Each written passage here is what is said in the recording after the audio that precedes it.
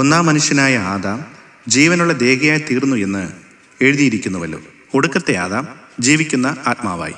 എന്നാൽ ആത്മികമല്ല, പ്രാകൃതമത്രേ ഒന്നാമത്തേത്. ആത്മികം പിന്നത്തേതിൽ വരുന്നു. ഒന്നാം മനുഷ്യൻ ഭൂമിയിൽ നിന്ന് മണ്ണ് കൊണ്ടുള്ളവൻ, രണ്ടാം മനുഷ്യൻ സ്വർഗത്തിൽ നിന്നുള്ളവൻ. മണ്ണ് കൊണ്ടുള്ളവനെ പോലെ മണ്ണ് കൊണ്ടുള്ളവരും സ്വർഗീയനെ പോലെ സ്വർഗീയന്മാരുമാകുന്നു. നാം മണ്ണ് കൊണ്ടുള്ളവൻ്റെ പ്രതിമ ധരിച്ചതുപോലെ സ്വർഗീയൻ്റെ പ്രതിമയും ധരിക്കും. കൊരിന്ത്യർക്ക് എഴുതിയ 1-ാം ലേഖനം 15-ാം അധ്യായം 45 മുതൽ 49 വരെയുള്ള വാക്യങ്ങൾ.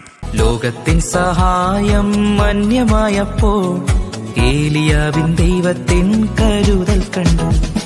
കഷ്ടത്തിൻ നടുവിലും കണ്ണുനീർക്കയത്തിലും, കഷ്ടത്തിൻ നടുവിലും കണ്ണുനീർക്കയത്തിലും പ്രത്യാശയേകി ക്രൂശിൻ വചനം.